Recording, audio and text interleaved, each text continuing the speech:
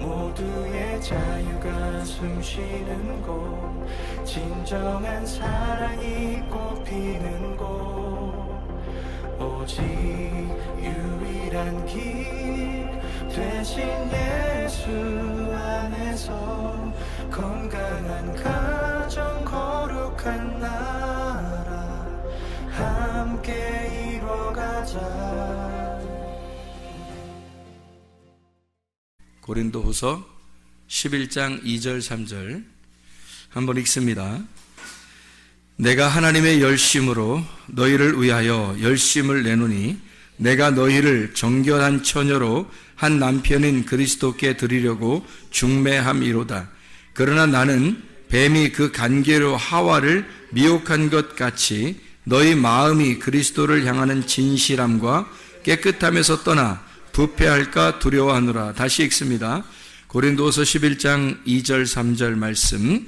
내가 하나님의 열심으로 너희를 위하여 열심을 내노니 내가 너희를 정결한 처녀로 한 남편인 그리스도께 드리려고 중매함이로다. 그러나 나는 뱀이 그 간계로 하와를 미혹한 것 같이 너희 마음이 그리스도를 향하는 진실함과 깨끗함에서 떠나 부패할까 두려워하니라. 아멘. 결혼하는 목적이 뭐죠? 결혼하는 목적이 뭔 것 같아요? 결혼을 왜 하는가 하면 결혼을 왜 하는가 그 목적, 이유, 결혼의 이유. 정욕적으로 이렇게 만나가지고 그냥 얼렁뚱땅 하다 보니까 이렇게 결혼 생활이 벌써 몇 년 훅 지나가고 뭐 그렇게 뭐 계획을 갖고, 그러니까 알고 결혼하는 게 좋을 것 같아요. 사람들이 모르는 사람들이 좀 알고 결혼하면 좋겠어요. 결혼한 사람들이 생각할 때 결혼 안 한 사람들은 좀 뭔가 알고서 결혼했으면 좋겠다, 그런 교육도 필요하겠구나, 이런 생각도 아마 할 거예요, 뼈저리게. 그런데 결혼하는 건 뭐 모르고 다 결혼해요. 알 때 되면 벌써 죽을 때 된 거란 말이에요. 철 들으면 뭐 죽는다 뭐 이런 얘기도 있잖아요. 그러니까 철 안 들게 자꾸 노력을 해줘야 된다는 거죠, 오래 살게 하려면. 어쨌든 결혼한다는 어떤 이유, 목적이 있어야 되는 거예요. 그 목적이 뭐냐면 결혼한다고 하는 게 뭘 것 같아요? 결혼한다는 게 왜 이유가 자손 번식이죠. 자손 번식. 자손 번식이라는 게 뭐예요? 자손 번식이라는 게 자손을 낳는 거예요. 자손을 낳아서 자기도 족보에 기록이 돼서 이름을 남기는 게 그 자손을 번식해야지만이 그게 가능한 거거든요. 그래서 자손 번식이 이유가 돼요. 결혼의 이유. 성경에서 말하는 결혼의 이유. 성경에서 말하는 결혼의 이유예요. 자손을 번식하는 거. 그거보다 더 중요한 게 있을까? 혹시? 그거보다 더 중요한 게 있을까? 자손을 번식하는 것보다 더 중요하다, 뭐 덜 중요하다 그런 건 아닌데, 결혼하는 이유를 성경적으로 다른 의미로 잡는다면 저는 이렇게 이야기를 하고 싶어요. 결혼이라고 하는 건 동행이다. 이렇게 동행한다. 그래서 동행하는 것이 결혼의 이유, 목적이다 하는 거예요. 사람들이 아기를 낳을 수도 있고 아기를 못 낳을 수도 있잖아요. 그런데 아기를 낳는 사람이나 못 낳는 사람이나 아기를 낳으면 자손이 번식돼서 뭐 열매를 맺었다는 것으로 뭐 이유가 되겠지만, 아기를 못 낳는 사람들도 있잖아요. 그렇다고 해서 이 사람들을 뭐 하나님의 버린 카드라 이렇게 말하기는 어렵잖아요. 아기를 못 낳았어도 그 사람들에게 결혼할 수 있는 이유가 있어야 되죠. 그러면 그 이유, 남편과 아내가 함께 둘이 동행하는 겁니다. 동행하는 거. 그러니까 예수 그리스도를, 우리가 신랑 되신 예수님을 우리가 신부가 만나요. 만나면 성경에서는 뭐 해야 된다고 그래요? 동행한다 그래요. 동행한다. 그러니까 예수님과 함께 계속 같이 동행한다. 이거를 결혼 생활이라 그렇게 말하는 겁니다. 그래서 에녹이라고 하는 사람 아시죠? 에녹이라는 사람은 하나님과 어떻게 했어요? 동행하셨다. 그래서 동행했다. 그래서 하나님이 이 땅에 있지 못하게 하나님이 데리고 가신 거죠. 동행하다 보니까, 주님과 동행하니까, 이 땅에서 동행하니까 하늘나라로 데려가더라는 거예요. 그러니까 이 땅에서 동행한다는 것은 에녹이라는 사람이 하나님과 동행했다고 하는 건 누구하고 동행했다는 말이에요? 뭐하고 동행했다는 거예요? 말씀하고 동행했다는 거죠. 말씀하고 동행했다는 말은 다른 말로 뭐와 동행했다. 뭐와 함께 있다. 말씀은 뭐다? 말씀은 영이잖아요. 그러니까 에녹은 사람인데 영하고 함께 있으니까 그 영이 데리고 간단 말이에요. 그러니까 영의 사람이 됐다는 얘기죠. 그러니까 에녹은 원래 사람인데 영이라는 말씀과 동행하니까 그 말씀이라는 영이 에녹을 데리고 간 거죠.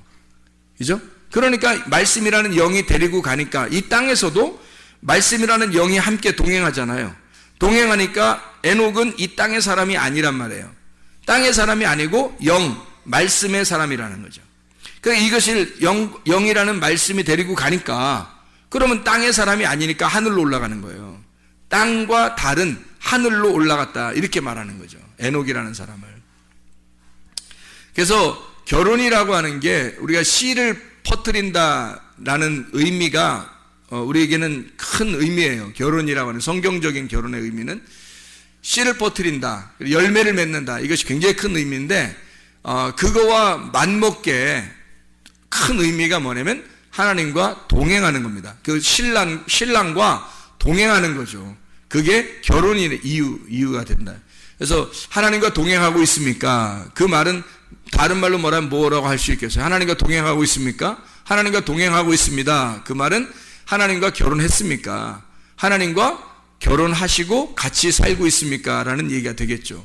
그거죠. 그래서 하나님의 아들이 우리의 신랑 되셔서 그분과 내가 동행하고 있으면 결혼 생활에 들어갔단 말이에요. 결혼 생활에 들어가고 그와 함께 지금 동행하고 있는가? 결혼 생활하고 있는가라고 이야기할 수가 있다는 얘기입니다. 고린도서 11장 2절 3절에 열심으로 너희를 위하여 열심을 내는데 중매한대요. 남편인 그리스도에게 우리를 중매한대요. 그러니까 뭘 시키겠다는 거예요? 중매해서 결혼시키겠다는 거예요. 결혼시켜서 그 결혼시켜가지고 함께 살게 하려고 하는데 3절에 보니까 뱀이 나는 너희들을 예수 신랑에게 결혼시켜서 함께 살게 하려고 동행하게 하려고 했는데 이 뱀이 하와를 꼬셔가지고 이렇게 진실함과 깨끗함에서 떠나가지고 부패하게 만들었으니까 너희들도 그렇게 뱀이 와서 꼬여가지고 너희들을 부패할까 두렵다 하는 거죠. 그러면 여기서 예수님하고 신랑인 예수님하고 결혼을 시켜가지고 이렇게 살게 하는 것은 뭐를 의미하는 거고 하와라는 사람을 여기 뱀이 와서 하와를 꼬셔가지고 부패하게 만드는 것은 뭐를 의미하는 걸까요? 예수님하고 이렇게 결혼하는 것은 뭐를 의미하는 거겠어요? 뱀이 와서 하와를 꼬여가지고 깨끗함과 진실함에서 떠나서 부패하게 한 거니까 우리 아까 낮에 성경 공부할 때 같이 이야기 나눈 게 있어요. 부패하게 하고 타락하게 됐다. 이스라엘 백성이 부패하고 타락했다. 그 뭐를 의미한다 그랬어요? 말씀에 대한 변질을 의미한다 그랬죠. 말씀에 대한 변질에 대해서 이야기하는 거예요. 그러니까 하와를 뱀이 꼬셨다라고 하는 건 꼬셔서 뭐 먹었죠? 선악과 먹은 거예요. 그 선악과 먹은 게 그럼 선악과가 어딨냐, 선악과 어떻게 생겼냐, 이렇게 그걸 연구할 필요는 없어요. 그게 바로 뭐냐면 말씀인데 말씀에 변질된 내가 섞여 있는 말씀이란 말이에요. 내가 섞여 있는 말씀. 그러니까 뱀이 꼬여가지고 말씀이 자체가 잘못된 것, 선악과 자체가 잘못된 게 아니고 이것을 먹음으로써 변질된 내 탐욕이 들어간 말씀이 되어버린 거란 말이에요. 그러니까 나의 욕심이 함께 들어간 말씀이 됐죠. 선악과를 보니까 먹음직스럽고 보암직스럽고 탐스럽단 말이에요. 그래서 그걸 갖다가 먹은 거죠. 그러면 뭘 먹은 거예요? 나를 먹은 거죠. 내가 탐스럽게 보이고 저게 먹음직스럽게 보이고 이렇게 보암직스럽게 보이니까 그거를 내가 먹었으니까 결국 내가 내 마음을 거기에 담아서 이걸 먹어버린 거 아니에요. 그래서 선악과를 먹은 것이 너의 탐욕이죠. 너의 탐심, 너의 마음이 거기 들어가 있다는 거예요. 그게 선악과죠. 선악과는 간단한 겁니다. 내가 중심이 된 말씀이에요. 그럼 생명나무는요, 내 마음이 들어있는 게 아니라 무슨 마음, 누구 마음이 들어있겠어요? 하나님 마음이 들어있는 게 생명나무라는 거예요. 그래서 내 마음의 틀로 성경을 보면 선악과 적으로밖에 못 보여요. 선악과 적으로밖에 안 보인다고요. 그러니까 아까 우리가 자세하게 설명했지만 선과 악으로 나누어서도 자기가 선 쪽에 선택을 했다 손 치더라도 선악과란 말이에요. 왜냐하면 이것은 선악이라는 관념으로 나누어 버렸기 때문에 자기의 탐욕, 내가 보는 눈으로 틀을 만들어서 성경을 보니까 이 틀에서 벗어나지를 못하는 거예요. 그러면 그걸 선악과 먹는다라고 이렇게 얘기하는 거예요. 선악과가 어떻게 생긴 게 아니라 말씀을 의미하는 거거든요. 근데 똑같은 이 말씀을 하나님의 틀을 가지고 말씀을 보게 되면 내 틀을 벗어났기 때문에 하나님의 마음으로 성경을 보는 거예요. 그럼 이걸 생명나무라고 그러는 거란 말이에요. 그래서 그 생명나무의 틀을 가지고 성경을 보면 이 선악과를 덮어버린 이 말씀을 가지고 하나님 마음을 깨닫게 돼. 그래서 이 생명나무 열매를 따먹잖아요. 그러면 그 하나님의 마음 안에서 이 틀이 가지고 있는 성경을 먹어버린 거죠. 깨달은 겁니다. 이해가 된 거예요. 마음으로 이해가 된 거예요. 근데 하나님의 마음을 알게 된 거죠. 그걸 먹어버린 거예요. 그러니까 생명나무를 먹으니까 그 틀, 하나님이 가지고 있는 틀도 벗어나는 거죠. 그게. 그러면 이제 진짜 하나님의 아들이 되는 거란 말이에요. 그게 성경에서 우리에게 말하는 기본적인 틀이에요. 기본적인 틀. 그러니까 하와의 뱀을 등장시켜서 하와를 얘기해가지고 너희가 부패한다는 말은 결국 뭘 얘기하는 거다? 말씀의 변질을 의미하는 거다. 말씀의 변질은 다른 게 아니라 이 성경책이 변질됐다는 게 아니라 네 마음이 탐욕으로 가지고 있는 마음의 눈으로 이 성경을 보기 시작했다. 그러면 이걸 타락이라 그런다. 이게 부패했다. 그래서 뱀이 그걸 꼬시는 거다. 이런 얘기예요. 그래서 너는 진실함과 깨끗함으로 말씀을 봐야 되는데 요거를 바꾸어 보게 한다는 거예요. 바꾸어서 보게 한다. 이렇게 나눠서 선악과로 먹게 한다는 거죠. 말씀을. 이 바울은 이 사람들을 어떻게 하고 싶다? 신랑이신 예수님하고 결혼을 시키고 싶어요. 그럼 신랑이신 예수님이 뭐예요? 신랑이신 예수님이 여기 지금 나와 있잖아요. 그죠? 고린도서 11장 2절 3절에 신랑 되신 예수님이 뭐라고 나와 있어요? 이게 남편이죠. 그러니까 남편 대신 신랑 대신 예수님이니까 지금 신랑이 남편이지 그럼 신랑이 신부겠어요? 신랑 대신 예수님이 뭐라고 나와 있어요? 여기에. 신랑 대신 예수님이 남편으로 나와 있는데 그 남편이신 신랑 대신 예수님이 뭐라고 나와 있어요? 진실함과 깨끗함으로 나와 있잖아요. 그러니까 진실함과 깨끗함이 신랑이라고요. 그러니까 여기서 자 보세요. 진실함과 깨끗함에서 네가 떠나니까 부패하잖아요. 타락하잖아요. 누가 왔어요? 옛뱀, 하와를 꼬시는 옛뱀이 왕고인 거죠. 그죠? 그러니까 말씀을 놓고 가운데 말씀을 놓고 진실함과 깨끗함의 말씀이라는 게 있단 말이에요. 진실함과 깨끗함의 말씀이 있는데 옛 뱀이 와가지고 이 세상에 요거를 진실함과 깨끗함에서 떠나게 만드는 거예요. 그러면 내 마음이 담겨서 내 틀을 가지고 요걸 빼내서 이거 성경을 보기 시작하는 거예요. 그러면은 부패하게 되는 거란 말이죠. 근데 너는 어떻게 봐야 돼? 신랑 되신 예수님이라는 진실함과 깨끗함으로 성경을 봐야 된다는 거죠. 그죠? 신랑 되신 예수님하고 진실함과 깨끗함으로 성경을 본다는 말은 다른 말로 말하면 뭐가 될까요? 신랑 되신 예수님하고 동행한다는 얘기가 되는 거예요. 다른 말로 동행은 뭐라고 할까요? 결혼이라고. 신랑 되신 예수님하고 결혼했다. 그 말은 뭐라고요? 진실함과 깨끗함으로 결혼했다는 거예요. 진실함과 깨끗함이 뭔데? 말씀. 그래서 말씀이신 신랑 되신 예수님, 그분이 진실함과 깨끗함이고 거기에서 너가 포함되면 부패해버린다는 거죠. 네가 포함되면 네 마음이 거기에 들어가 버리면 자 성경 말씀 자체는 잘못된 게 아니에요. 근데 내 마음으로 성경을 보면 이건 타락해버린다는 거죠. 내 마음으로 성경을 보면 그러니까 내 틀을 가지고 벗어나지 못하고 성경을 보는 것 자체가 하나님을 모르는 거잖아요. 하나님을 모르는 게 뭐냐면 죄예요. 죄라는 건 관역에서 멀어졌다는 얘기예요. 관역에서. 그러니까 하나님의 원래 의미에서 벗어났다는 얘기입니다. 그러니까 그 죄에서 의롭게 되려면 그 벗어난 데서 돌아와야 되는 거예요. 하나님하고 가까워졌다. 그러면 하나님과 동행한다는 말은 뭐예요? 아까 뭐라 했어요? 하나님과 동행한단 말은 결혼이라 그랬잖아요. 그러면 관역으로 딱 들어왔다 그러면 하나님과 동행하는 거고, 동행한다는 말은 같이 있다는 얘기잖아요. 같이 함께 있다는 얘기잖아요. 그러니까 여기서 이 관역에서 벗어나면 죄고, 여기서 관역으로 다시 돌아오게 되면 동행하는 거죠. 동행하면 이걸 뭐라고요? 결혼이라고. 그래서 관역으로 다시 돌아오면 결혼했다는 얘기예요. 관역으로 돌아오면 결혼. 그러면 예수님하고 결혼했는데 우리가 결혼한다는 말은 지금 뭐예요? 뭐하고 결혼했다는 거예요? 말씀. 어떤 말씀? 진실함과 깨끗함이라는 말씀. 그분이 누구라고? 우리의 신랑 되신 예수님이라고. 그 예수님에게서 너 마음이, 너의 프레임, 너의 그 틀이 여기에 딱 껴 맞춰지면 이게 벗어나는 거라고, 이게. 네 마음으로 이걸 잡아당기는 거라고요.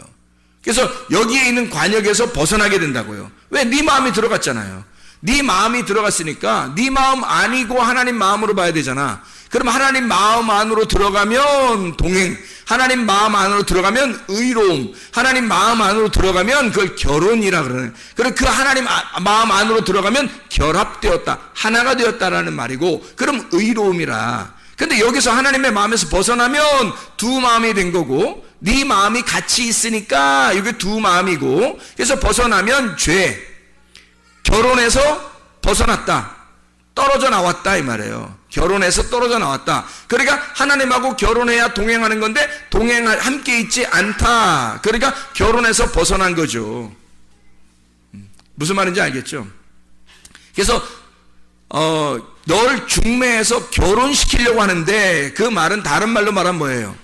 관역 안으로 집어넣으려고 하는데, 너를 의롭게 하려고 하는데, 너를 관역 안으로 집어넣어서 말씀을 하나님의 마음 안으로 집어넣으려고 하는데, 마귀가 와가지고 널 어떻게 한다? 하나님의 마음에서 벗어나게 만들려고 한다. 하나님의 마음에서 떨어져 나오게 하려고 한다. 한마디로 말하면 죄를 짓게 만든다는 거예요. 어떤 이런 죄를 짓는 게 아니에요, 여러분. 성경의 하마르티아는 죄를 짓는 게 아니라 관역에서 벗어나고 빗나갔다는 뜻이에요. 그러니까 여기 가운데 들어가면 결혼이고 하나님과 동행하는 거고, 그걸 의로움이라고 그러고 그걸 결혼이라 그러는 거예요. 에녹이라는 사람이 하나님과 동행했더라. 그 말은 말씀과 하나가 되었더라 그 말이에요. 말씀과 하나가 돼서 말씀과 같이 걸어가고 있더라는 거예요. 그게 동행. 한마디로 말하면 그 말씀하고 에녹이 결혼했더라 그 말이에요. 그래서 그렇게 살고 있더라. 그러니까 그가 계속 아기를 낳는 것도 진리의 말씀을 열매로 낳는 거죠. 그런데 여기서 벗어나게 되잖아요. 그러면 내 마음이 들어가 있는 거예요. 그러니까 모든 사람들은 노아 시대 때나 에녹 시대 때나 모든 사람들은 다 어떻게 돼 있냐면 말씀에서 벗어난 자, 동행하지 않는 자들이었다는 얘기예요. 그래서 멸망당하는 겁니다. 그 부패하는 게 간단한 거예요. 말씀에서 벗어나는 거를 진리의 말씀, 진실함과 깨끗함에서 벗어나니까 거짓이 되는 거예요. 진실함에 반대니까 거짓이 된 거고, 깨끗함에서 벗어나니까 더러움이 되는 거란 말이에요. 그러니까 말씀 자체가 진실함과 깨끗함이라는 신랑인데, 여기서 벗어나니까 더러움이라고 하는 것과 거짓의 말씀으로 네가 살고 있다라는 얘기예요. 그러면 이 말씀이 뭐 거짓말 치고 있어, 뭐 오른쪽으로 가야 되는데 왼쪽 가라고 하고, 뭐 전봇대 돌아가면 어느 집이 있다고 그러는데 전봇대 돌아가면 집이 없어, 뭐 이런 식으로 거짓말 치고, 이런 거짓말이 아니라는 얘기죠. 그런 게 아니라 말씀에서 벗어났다는 얘기예요. 말씀에서 벗어났다. 여기 들어가면, 요 말씀에 관역 안에 들어가면 깨끗함과 진실함이 있다. 거기서 벗어나면 더러움과 거짓이 있는 것이다. 여기에. 그래서 죄는 벗어난 거고, 관역 안으로 들어가면 의로움이고 결혼이고 이렇게 되는 거죠.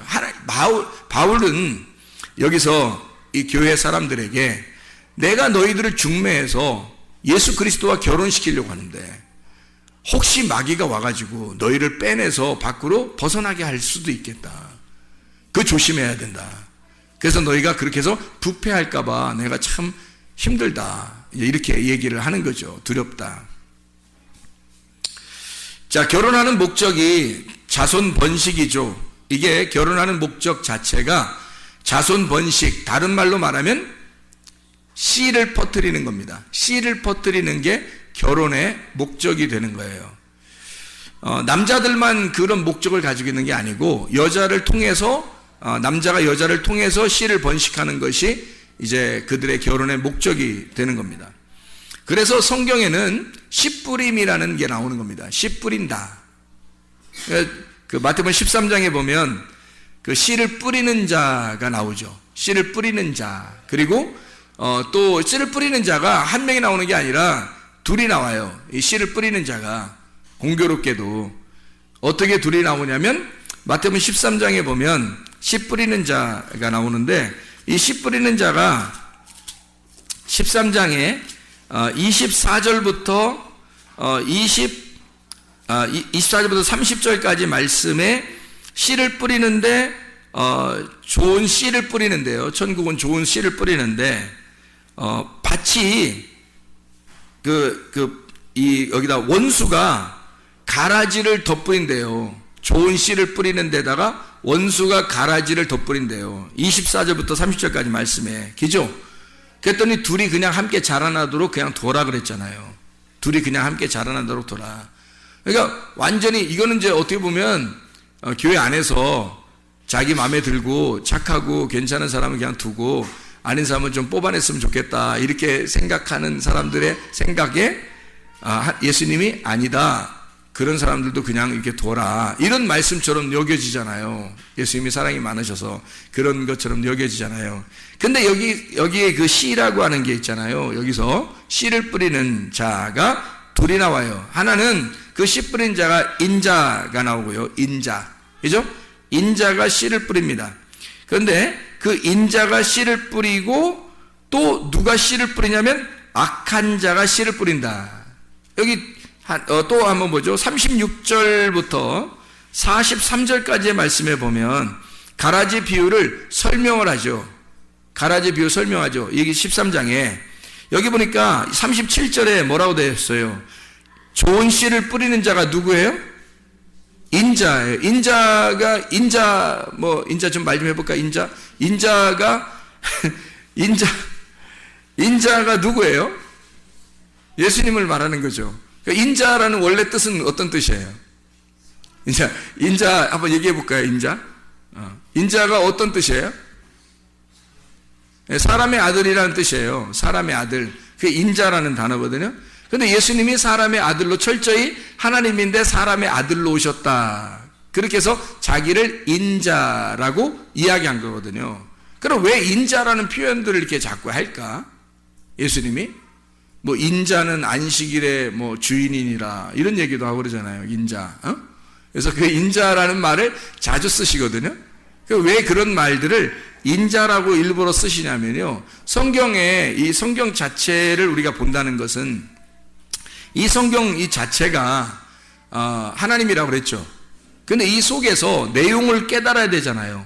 그럼 이 속에서 내용을 깨달을 때 이 성경 자체가 하나님인데 요 하나님이라는 이 성경에서 내용을 깨달으려면 누구를 깨달아야 되겠어요? 인자를 깨달아야 되는 거예요. 인자 깨달읍시다. 그 인자를 깨닫는 것이 성경의 내용을 알게 되는 거거든요. 그게 그 인자가 그러니까 뭘 말하는 거냐면 밭의 보화죠.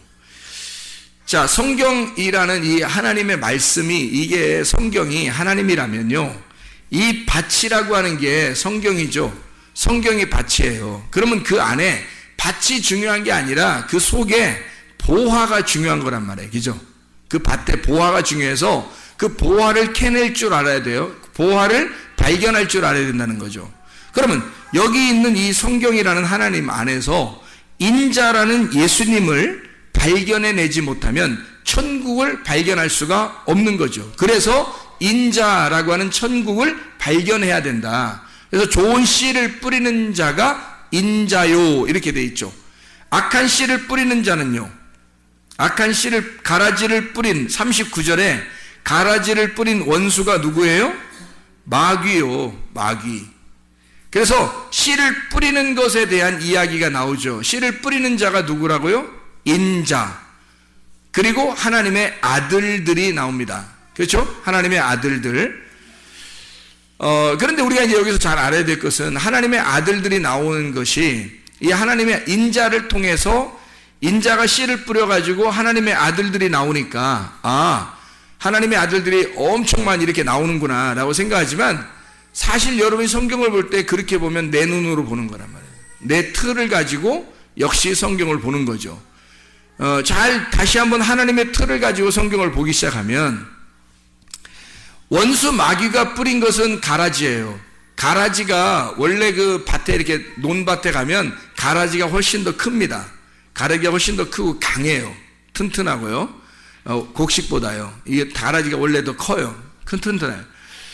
그래서 이제 그거를 이제 교회들에서 적용할 때는 뭐 좀 염소 같은 자들, 이렇게 나쁜 염소 같은 자들, 괜히 트집 잡고 뭐 이런 사람들, 그런 사람들이 훨씬 더 교회에서는 또 뭐 중직을 맡아가지고 교회를 막 이렇게 좌지우지하고 뭐 그렇게 한다 이런 생각도 얘기하고 그러는데 이게 말씀이거든요, 말씀. 그래서 가라지라고 하는 게 훨씬 더 크다 할 때 이 가라지들은 자, 이게 그 좋은 씨를 뿌려서 하나님의 아들들이 나왔고, 그리고 악한 씨를 뿌려서 악한 원수가 악한 씨를 뿌려서 악한 자녀들이 나온 거예요. 그러면 이 두 개 중에서 사람을 의미하는 게 아니고요. 이게 말씀을 의미하는 겁니다. 근데 말씀을 의미하는 건데 제가 말씀을 이렇게 하니까 사람을 또 얘기 안 하는 줄 알고 그렇게 하면 또 안 돼요. 사람을 얘기하는 건데 말씀으로 제가 설명을 한다는 얘기예요. 자, 왜 그러냐면 이런 말이에요. 자, 인자가 씨를 뿌려서 하나님의 아들들을 이렇게 산출해 냈어요. 인자가 씨를 뿌려서. 그리고 악한 마귀도 씨를 뿌려서 가라지들을 많이 냈어요. 그럼 여기서 양쪽 다 이렇게 많은 거예요? 아니면 좀 달라요?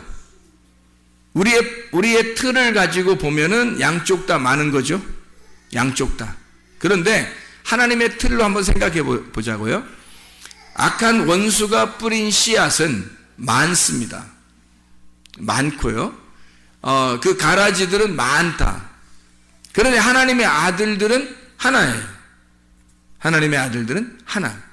왜 이렇게 이야기를 하냐면 하나님의 아들이라는 그 씨, 좋은 씨를 뿌린 자가 누구예요? 인자란 말이에요. 인자인데 그 인자가 씨를 뿌려서 그 씨가 전달이 돼가지고 하나님의 아들들이 나왔어요. 그러면 그게 누구의 씨라고요? 누구의 씨를 받았다고? 인자의 씨를 받았잖아. 그러면 그 하나님의 아들들이 결국 누구의 씨라는 거예요? 인자의 씨라는 거예요. 그러면 그 하나님의 아들들은 여러 개겠어요? 아니면 하나겠어요? 하나예요. 인자의 씨를 받은 자들이잖아. 인자가 누구라고요? 예수님, 하나님의 아들은 하나밖에 없어요. 하나님의 아들이 여럿이 있는 게 아니라고. 하나님의 아들은 하나라고요. 독생자 하나. 그래서 하나님도 하나. 하나님의 아들도 하나라고 설명하려고 하는 거예요. 그러니까 하나님을 자기 아들로 설명을 한 거예요, 이 땅에. 그러니까 하나죠. 그 인자의 그 하나의 씨를 받은 자는 하나란 말이에요. 거기에 속한 자니까. 그 하나에 속한 자들이니까 하나님의 아들들은 여럿이 아니라 하나가 나오는 거예요. 근데 다른 그 악한 자의 씨앗은요, 많다고요. 악한 자의 씨앗은 많다고. 자, 보세요. 요한계시록을 한번 볼까요? 요한계시록 17장 15절의 말씀에 보면 또 천사가 내게 말하되 네가 본 바 음녀가 앉아있는 물은 백성과 무리와 열국과 방언들이라 이러죠. 많아요? 한 사람이에요? 많죠. 음녀가 앉은 물이 백성들, 무리들, 열국들 모든 사람들을 얘기하는 거예요. 그죠?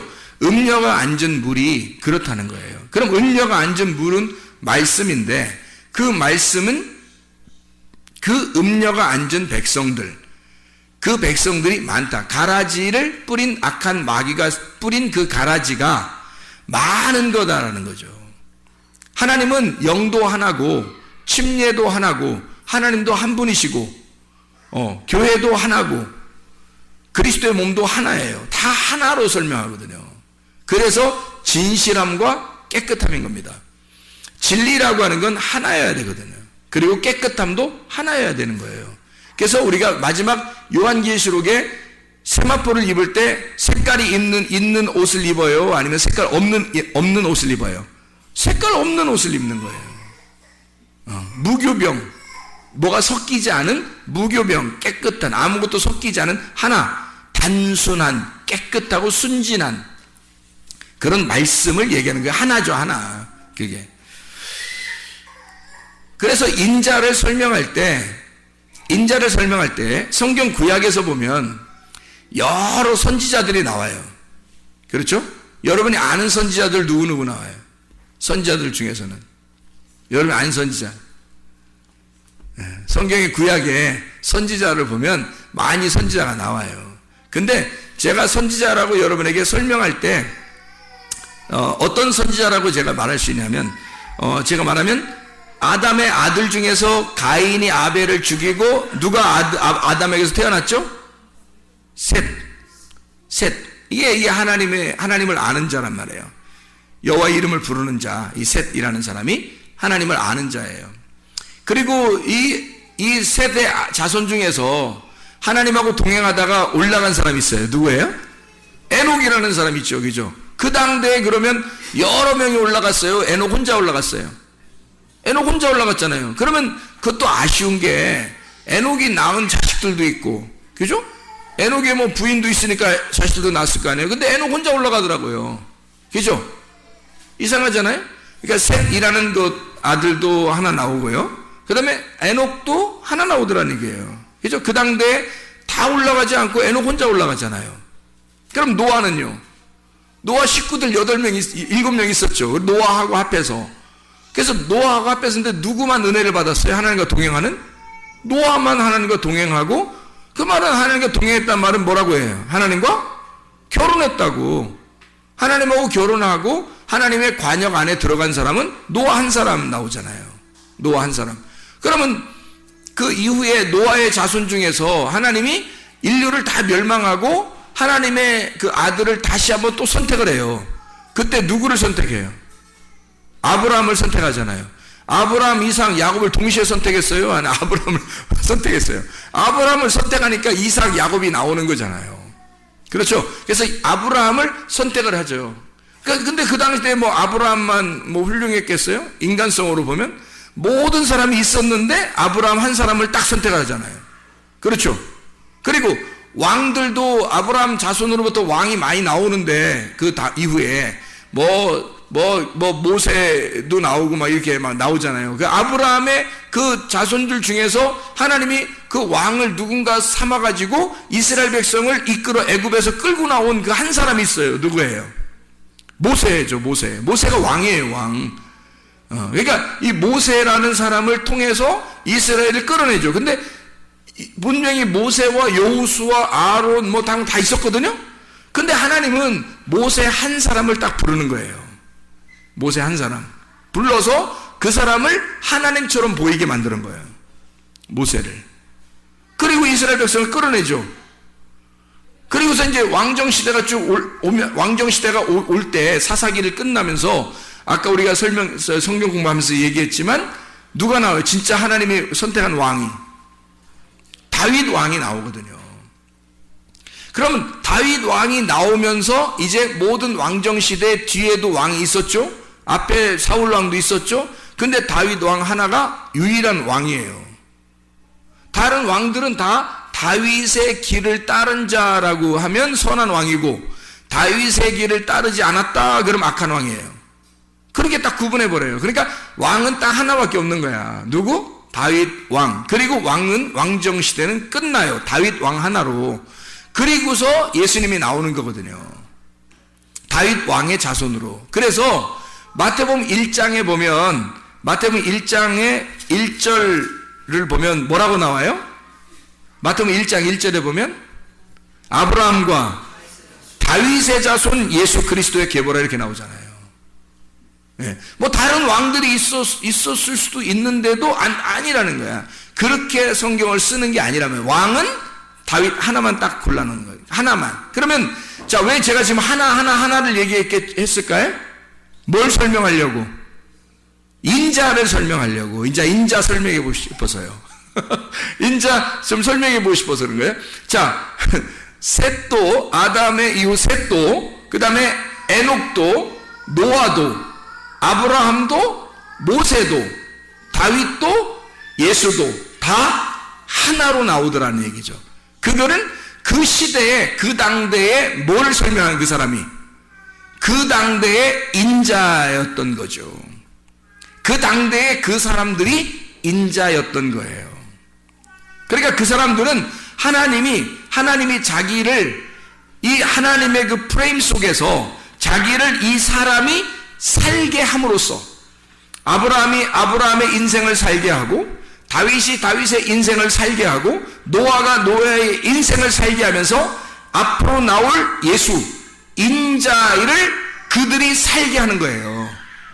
그래서 인자의 삶을 그들이 삶으로써 인자를 보여주는 거죠. 이해가 되겠죠? 그래서 인자는 항상 둘이었다 하나였다. 그래서 인자라는 하나의 씨를 받은 자들을 그의 씨를 받은 자를 인자라 하는 거란 말이에요. 그러니까 당연히 하나님의 아들들은 하나겠어요? 여럿이겠어요? 하나가 맞죠. 그리고 교회에 이제 여러 사람이 모였어요. 그럼 하나님의 말씀을 딱 받았네요. 그러면 진리의 말씀, 진실함과 깨끗함의 말씀을 받았어, 어떤 사람이. 근데 저쪽 사람도 진실함과 깨끗한 말씀을 받았어요. 그러면 저 사람과 이쪽 사람은 둘이에요, 하나예요? 하나라는 거죠. 왜? 한 말씀을 받은 거니까. 그에게 한 말씀이 들어간 거니까. 다시 말하면 인자의 씨가 들어간 거죠. 인자의 씨가 들어가니까 그가 하나인 거지. 그래서 하나님의 아들들은 여럿이 아니라 하나인 거라. 그래서 하나님의 아들을 처음 창세기부터 요한계시록까지 하나님의 아들은 하나밖에 없는 거란 말이죠. 이해가 되겠습니까? 예. 그리고 악한 자들은요, 백성들과 열국들과 무리들과 수많은 사람들, 그 많은 각자의 말을 가진 자들, 그 각자의 프레임 속에 자기를 집어넣어 자기의 틀을 가진 성경을 믿는 자들이란 말이에요. 자기의 틀을 가지고 성경을 믿는 그 사람들, 자기 틀이 안 깨진 거예요. 자기 틀이 안 깨진 그 수많은 백성들 위에 음녀가 앉아있다는 거죠. 그러면 밑에 있는 그 사람들은 다 뭐예요? 음녀들이 되는 거란 말이에요. 그래서 음녀들의 큰 어미와 같은 자가 큰 바벨론, 그 혼합된 말씀을 가진 자 바벨론이란 말이에요. 그게 음녀라는 거죠. 그러니까 진실함과 깨끗함의 그 말씀을 가진 구원이라는 게요. 구원이라는 게 예수님을 만나 씨를 받으면 구원받는 거예요. 그러니까 난자가 정자를 만나서 이렇게 둘이 인사하잖아요. 그러면 이게 구원이에요. 성경에서 말하는 씨를 만나는 거거든요. 만남이에요, 만남. 이 밭의 종류에 따라서 씨가 들어가는데 밭의 종류가 4종류예요. 길가밭, 가시밭, 돌짝밭, 좋은 밭. 좋은 밭에서만 씨가 열매를 맺어요. 그러니까 문제는 씨에 있었던 게 아니라 밭에 있는 거죠. 문제는 씨가 있는 게 아니에요. 밭에 있는 거란 말이에요. 그래서 밭에서 이 세 개의 나의 틀을 깨고 좋은 밭이 돼서 밭을 나를 풀어버리면 그게 씨가 들어가 씨가 스스로 일을 한다는 거죠. 씨가 스스로 일을 해서 그 씨가 열매를 맺는 거예요. 우리 밭에 들어와서 그거를 결혼을 통해서 사람들에게 설명하는 거예요. 이 하나님의 말씀을, 그 말씀이라는 씨를 설명하기 위해서 결혼을 시키는 거예요, 사람들을. 이 땅에서. 근데 결혼을 하고 자기가 결혼을 하는 것은 뭐 때문에 결혼하는 거라고요? 정욕으로 결혼하는 거라고. 그게 탐심이라고요. 그 탐심으로 결혼한 거니까 결혼한 모든, 이 땅에 결혼한 모든 사람들은 다 뭐 먹은 거예요? 선악과 먹은 거라니까요. 선악과를 먹는 것이 결혼이었다고요. 여러분이 결혼하는 그 남편들 있잖아요. 또 아내들 만나잖아요. 그 여러분 이 땅에서 만난 모든 사람들은 다 선악과와 결혼한 거예요.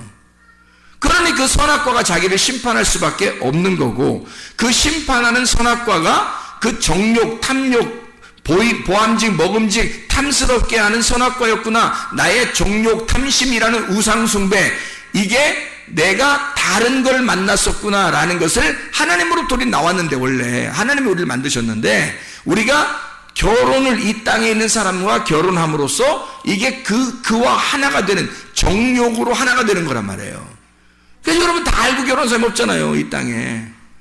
모르고 결혼하는 거라고요. 모르고 결혼하는 게 성경적이고 원래 알고 결혼해야지 성경적이라고 했나요 제가? 그건 제가 다르게 설명했잖아요. 왜냐면 무슨 말이냐면 모르고 다 결혼해요. 그게 다 선악과라 결혼하는 거고 그게 정욕이고 탐욕이란 말이에요. 여러분이 결혼한 거 다 모르고 결혼했죠. 우리보다 더 모르고 결혼한 사람들 얼마나 인디안들이나 뭐 이런 거기 아프리카나 어디 이 정글이나 이런 데서 결혼하는 사람들 보세요. 진짜 알고 결혼하는 사람들 진짜 완전 동물같이 결혼하잖아요. 그냥 이 사람 저 사람 서로 이렇게 하고 이게 결혼이 뭔지도 모르고 그냥 하는 거예요. 근데 우리가 성경을 통해서 보면 결혼이라는 게 굉장히 신성한 거란 말이에요. 그러니까 이 땅의 정욕적인 것으로 탐욕으로 결혼했는데 그게 음란이었단 말이에요. 여러분의 결혼은 다 음란입니다. 솔직히 음란 없이 결혼하는 사람이 누가 있어요? 다 음란으로 결혼해요. 선악과로 결혼하는 거라고 이게.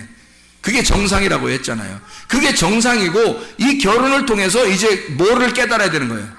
생명나무를 먹어야 되는 거라고. 생명나무를 깨달으러 가는 거예요. 여러분이. 그게 선악과 먹고서 그대로 죽어버리지 말라고. 그러니까 결혼한 것으로 이게 만족이, 이게 끝인 줄 알고 요거 선악과 먹고서 죽어버리지 말고. 그게 선악과라니까요. 여러분 이 땅에 결혼한 자체가 선악과라고 이게. 여기서 그 아내를 보고 남편을 보고 성경을 깨달아야 되는 거예요. 성경을 깨달아 이게 이런 식이었구나. 이게 말씀이라는 게 내 틀을 가지고 결혼했잖아요. 내 틀을 가지고 결혼한 것이 그게 선악과니까. 그게 정욕이니까. 여기서 벗어나면 하나님의 틀로 갈 거 아니에요. 하나님의 틀로 가는 것이 구원이에요. 생명나무란 말이에요. 거기가. 그쪽 생명나무로 가는 거예요. 말씀을 깨달으면 결혼이 이런 거였네. 와, 세상에 결혼이 이렇게 거룩한 것이었구나. 내가 뭣도 모르고 결혼했. 그래서 결혼한 사람이 후회 막심해야 되는 거예요. 원래. 3년 지나면 다 그것 같다 하면서 후회하고 그러는 게 그 성경적이에요. 3일길을 간 거잖아. 3년을 지나서 3일길을 가고 보니까 1년은 1일이고 1일이 1년을 해서 3일길을 딱 가고 나니까 3년 지나니까 다 똑같더라 이거야. 응? 다 죄인이더라 이거야 이게.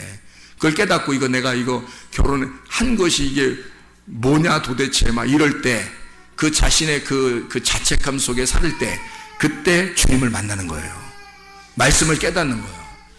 말씀을 깨달으니까 이제 색다르게 보이는 거죠. 다르게 보이는 거야 이제. 그래서 생명나무의 열매를 먹고 결혼이 보이는 거예요 이제. 그럼 그때부터 알고 결혼 생활하는 거예요. 그러니 기독교인들은 결혼 생활이 점점 밋밋해지는 게 아니라, 결혼 생활에서 점점 재미없는 게 아니라, 기독교인들은 결혼 생활이 점점 재밌어야 되는 거예요. 생명나무 먹는 길을 알게 되니까 결혼을 통해서밖에 이해가 안 되거든 이게 성경이. 그러니까 이게 말씀을 깨달으면 깨달을수록 점점 더 막 확장되는 거죠. 자기 속에 채움이 있는 거예요. 이 결혼 생활이라는 게 얼굴 보는 게 아니에요. 이제 몸매도 보는 게 아니고 이제는 진짜 진의 속에 있는 내용을 보기 시작하는 거예요. 결혼에 대한 의미를 보기 시작하는 거고, 그러니까 그 남편과 아내가 점점 더 신기하게 보이는 거예요. 신비로운 거지 막 그냥. 그 비밀이라 그러잖아요. 그래서 결혼은 비밀이라. 그리스도와 교회를 만나는, 그리스도와 교회가 만나는, 신랑과 신부가 만나는 게 이게 비밀이라는 거예요. 그래서 처음에는 선악과 이 정욕으로 만나서, 탐심으로 만나서 우상숭배에 빠져버리는 거야. 그게 빠져버리는 게 그게 결혼이야. 이 땅에서 결혼하고 그 다음에 주님을 만나서 진짜 진리를 깨달아요. 그래서 생명나무의 열매를 먹고 영생하는 겁니다. 그게 구원이에요. 그래서 밭의 종류에 따라 씨가 상황이 달라져요. 4종류의 밭이 있죠. 그래서 이 밭이 있는데 이것이 좋은 밭이 될 때까지 이 3개의 밭을 제거하는 거거든요. 우리의 속에서 이 3개의 밭을 제거하고 좋은 밭으로 나아가는 거예요. 그래서 이 좋은 밭이 옥토라고 하죠. 좋은 밭. 이 옥토에 가면 하나의 씨앗을 심어요. 하나의 씨가 심어져요. 그럼 하나의 씨가 심어져요? 1000개, 100개의 씨가 심어져요. 하나의 씨가 심어지는 거예요. 왜 그러냐면 결혼을 하면 이게 아는데 수억 개가 남자께 들어간단 말이에요. 그러면 여자가 그걸 딱 봤는데 거기서 남자 거 수억 개 중에서 1개가 딱 결합이 되는 거예요. 1개가. 그러니까 보세요. 그 1개가 열매로 나오는 거예요. 그러니까 이 씨앗은 딱 한 개인 거야. 수많은 씨앗 다 필요 없어요. 그 수많은 씨앗은 다 죽는 거예요. 그 장애물에 걸려서 다 죽습니다. 그러니까 그 씨앗 하나가, 남자의 그 씨앗 하나가 여자한테 들어가잖아요. 들어가면은 그 거리가 있을 거 아니에요. 그 들어가서 이렇게 막 헤엄치면서 가는 그 거리가 있을 거 아니에요. 그 거리가 얼마 정도 될 것 같아요, 여러분? 뭐 과학적으로 그거 증명해 봤나요? 가는 그 거리가, 저기 총각은 듣기 싫어서 나가네, 저기 보니까. 이 거리가 어느 정도 되냐면요, 한 20cm 안팎이에요. 그래서 20cm 정도도 안 돼요. 이게 그 헤엄쳐서 가는 이 거리가요, 20cm도 안 돼요. 근데 그 20cm 안 되는 그 거리를 수억 개가 출발한다고요. 수억 마리가 출발하는데, 이게 어느 정도 출발하면, 건장한 남자가, 잘 들어요. 건장한 남자가 철인 5종 경기를 5km를 철인 5종 경기로 장애물을 극복해서 한 번도 쉬지 않고 달려가야지만이 도달할 수 있는 거리. 이게 그 씨앗 하나가 딱 이렇게 착상이 되기 위해서 수많은 이 수억 개의 그 씨들과 경쟁을 합니다. 부딪히고 경쟁하고, 여기 그 장애물도 있고 해서 그걸 쭉 충돌에 나가서 이것이 끝까지 그 철인 5종 경기, 건장한 남자가 약 한 5km를 한 번도 쉬지 않고 장애물을 뛰면서 수영하면서 막 가는, 자전거 타고 수영하고 막 뛰고 장애물 건너고 해서 5km를 한 번도 쉬지 않고 달려가는 그 노력과 똑같대요. 그 씨앗 하나가 거기 착상될 때까지가. 그렇게 모든 수억 개의 그 씨앗에서 그 하나가 들어가서 꼴이 나는 거예요. 그는 그 건장한 남자의 5km를 쉬지 않고 달려간 그 수고를 해서 거기서 꼴이 난 거거든요. 그래서 애가 나오는 거예요. 이 씨앗이 나오는 거예요. 여러분들은 대단한 사람들이에요. 대단한 사람들, 여기 지금 앉아있는 게. 그래서 그 씨는 하나예요. 하나의 씨가 들어가 그 하나의 씨앗이라는 열매를 나오는 거예요. 그게 성경적인 이야기들이거든요. 하나님이 그렇게 다 우리 몸속에 숨겨놓은 거예요, 이 말씀을. 그래서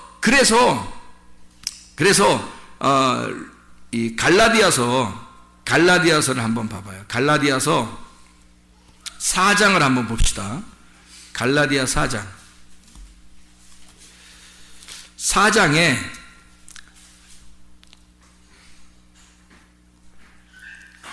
갈라디아서 4장 19절을 한번 봐봐요. 뭐라고 되어 있냐면, 나의 자녀들아, 너희 속에 그리스도의 형상을 이루기까지, 그리스도의 모양입니다. 그리스도의 형상을 이루기까지 다시 너희를 위하여 해산하는 수고를 한다 그랬거든요. 그 해산하는 수고, 그 해산하는 수고는 어마어마한 그 어려움, 그 고통을 통해서 아이가 출산되는 걸 설명하려고 하는 거예요. 그 하나의 아이가, 그 한 아들이 출산되는 것을 설명하는 거거든요. 그러니까 수많은 씨에서 하나의 씨앗이 열매를 맺는 것을 말하는 겁니다. 여러분에게 이렇게 설교를 많이 해요. 새벽에도 저녁에도 이렇게 설교를 계속 많이 하는데요. 여러분에게 정작 하나의 씨앗이 들어가기만 시작하면요, 여러분 옥토가 돼서 마음으로 그 말씀을 받기 시작하면요, 그 마음의 그 씨앗이 하나가 딱 열매를 맺어요. 착상을 해서. 그게 하나님의 아들로 나오는 거예요. 근데 그게 해산하는 수고를 한다는 거예요. 그 해산하는 고통의 수고를 통해서 나오는 거다. 그 해산하는 고통, 그 잉태하여 그 잉태된 아이가 태어날 때까지 그 고통이라고 하는 건 그 사람이 이 아이를 잉태하고 이 해산하는 수고를 한다는 것은 어떤 수고를 의미하는 거냐면, 사람이 아이를 베고 10달 동안 그 아이를 간직하는 것을 말해요. 그럼 보세요. 아이가 뱃속에 이렇게 들어왔어요. 들어오면 배가 점점점 불러가죠. 불러가는데 이 배에 있는 아이하고 자기하고 어떻게 된 거예요? 한 몸 안에 있는 거잖아요. 한 몸 안에. 그러니까 이 아이하고 엄마하고는 지금 같이 있는 거예요, 이렇게. 이게 잉태의 고통이고, 잉태하면 해산의 수고를 하는 거예요. 이것이 나올 때까지, 잉태에서 나올 때까지 그 수고를 한다는 거죠. 그러면 이게 어떻게 되는 거예요? 그 수고를 한다는 건 아이가 계속 여기 속에서 자라나고, 이것이 나올 때 자라나고 또 자라나야 된다는 것을 의미하는 거죠. 그러면 여기서 같이 있는 것을 다른 말로 말하면 뭐라고 돼요? 동행이라 그런다고요. 그 동행을 다른 말로 말하면 뭐라고요? 결혼이라 그런다고요. 그러니 하나가 되어 있는 상태란 말이에요. 그래서 하나님의 아들이 여기 속에 잉태했을 때 우리는 뭣도 모르고 아이를 잉태한 거예요. 뭣도 모르고 정욕적이라 했죠. 정욕적이니까 선악과의 말씀으로 잉태하고 탐욕을 가지고 아이를 잉태해서 애를 낳고 나니까 자기 건 줄 아는 거죠. 그래서 이게 탐욕이 속에서 발동이 됩니다. 그래서 아이가 태어났을 때 이상하게 자기하고 일치를 시키고 싶고, 이상하게 자기가 보이고, 그래서 이 아이가 딴 하나님 거 같지가 않고 내 거 같은 거예요. 그래서 이게 자꾸 탐욕으로 보기 시작하는 거예요. 그래서 이 자녀를 통해서 나를 키우는 거죠. 그게 탐심 선악과예요. 그게 정욕으로 결혼했고, 정욕으로 잉태가 되었고, 정욕으로 낳았으니까 그러는 거예요. 이것을 말씀으로 이제 잉태가 무엇이다라는 걸 깨닫고, 그리고 아이가 태어난 것이 하나님의 아들이라고 하는 것이 하나의 씨가 나온다는 것을 설명하려고 그 말씀 하나가 우리의 속에서 씨앗이 되어서 열매를 맺고 나온다고 하는 것을 우리가 알게 되면, 그 다음에 이 아이를 볼 때 어떻게 보이겠어요? 말씀으로 보이겠죠. 이 아이가 그냥 내 새끼로 보이는 게 아니라 이게 말씀으로 보이는 거죠. 이게 하나님의 아들로. 그러면 그때부터는 이 아들이 내 아들이 아니니까 이게 의미가 달라지는 거예요. 의미가 달라지고 나의 탐욕의 눈으로 보는 게 아니라 이제는 하나님의 눈으로 보기 시작하는, 틀이 바뀐 거죠. 이 프레임이 바뀐 거예요. 하나님의 눈으로 보는 거죠. 그러니까 처음에는 선악과로 먹는 게 맞아요. 근데 그 다음에 하나님의 말씀을 깨달으니까 어떻게 돼요? 생명나무의 열매를 먹게 되는 거죠. 그러니 자녀를 볼 때도 생명의 나무로 보는 거고요. 남편과 아내를 볼 때도 생명의 나무로 보기 시작하는 거란 말이에요. 어때요? 선악과에서 선악과를 먹는다는 얘기는 선악과와 동행한다는 얘기고, 선악과와 결혼했다는 얘기예요. 자, 생명나무를 먹는다는 얘기는 생명나무와 동행한다는 얘기고, 생명나무와 결혼했다고 하는 얘기예요. 이해가 되겠죠? 그러니까 이게 다 무슨 말씀이에요? 다 이 뭐를 설명하려고 하는 거예요? 여기서 선악의 열매 말씀과 생명의 열매 말씀을 설명하려고 하는 거죠. 그러니까 너희가 먼저는 뭐예요? 하와, 옛 뱀으로부터 하와가 부패한 말씀을 얘기하는 거고, 그것을 바로 잡아주기 위해서 너희를 그리스도와 중매하고 싶다는 얘기예요. 그죠? 그리스도와 중매하고 싶다. 그러니까 중매라고 하는 건 하나가 된다는 얘기죠. 하나가 된다는 동행이라는 말이고, 그걸 다른 말로 결혼이 시킨다. 너희를 결혼시키고 싶다. 너희가 먼저는 누구에게서 결혼이 되었었다? 옛 뱀이라는 하와, 아담을 통해서 내려온 선악과로 결혼이 돼 있단 말이에요. 근데 너희가 진실함과 깨끗함에서 결혼하게 되면 신랑이 바뀌어 하나의 씨를 받는 하나님의 아들이 나의 신랑이요 아버지가 된단 말이에요. 그래서 그와 함께 결혼하게 되면 그분과 동행하는 에녹처럼 하나님과 동행하는 에녹이 되는 거고, 하나님과 동행하는 노아가 되는 거란 말이죠. 하나님과 동행하는 하나님과 동행하는 우리가 되는 거예요. 이것은 여럿이 내가 있는 게 아니라 그 모두가 다 하나의 인자가 되는 거죠. 하나님의 아들 인자. 그러면 그 인자를 발견할 때 성경이라는 이 프레임 속에서 인자가 발견돼야 거듭난다니까. 그런 그 인자를 깨달아야 거듭나니까, 이 노아를 알고 에녹을 알고 아브라함을 알고 다윗을 알고 예수를 알 때 그 전에는 모르고 우리의 눈으로 봤단 말이에요. 그런데 우리의 눈을 벗어나서 하나님의 씨앗이 들어와 이걸 보기 시작하니까 하나님의 눈으로 보기 시작하게 되는 거죠. 인자가 옛날에 있었던 예수 그리스도, 그분이 인자라고 자기를 했던 건 구약에 있었던 이런 모든 하나님의 프레임 속에 있었던 사람들을 일컬어 예수가 집약적으로 자기를 인자라고 표현했구나. 그 인자로 표현한 것은 요한복음 1장 14절에 말씀이 육신이 돼서 오셨다. 말씀이 육신이 돼서 오셨다. 이걸 누구라고? 예수라는 인자라고요. 그러면 그 인자라는 예수가 그 당시에 지금으로부터 약 2000년 전에 그냥 그때 사시다가 죽으시고 부활하신 그 예수, 그분이 인자라고 돼버리면 여러분하고는 아무 상관이 없는 인자죠. 그분이 그냥 그렇게 가셨다면 우리하고는 상관없는 인자가 된다고요. 무슨 말인지 알겠어요? 지금 그분이 인자가 되실 때, 사람의 아들이 되실 때 뭐가 뭘로 됐다고요? 말씀이 육신이 돼서 인자가 됐다. 이해가 되겠어요? 자, 구약에 에녹이라는 사람, 아담의 아들 셋이라는 사람, 그리고 에녹, 그리고 노아, 아브라함, 모세, 다윗, 예수 다 인자예요. 그럼 그 인자가 뭐가 들어간 거예요? 그 사람들 속에? 말씀이 들어간 거란 말이에요. 말씀이 함께 동행하고 있고 말씀과 결혼한 자고 말씀과 하나가 된 사람이란 말이에요.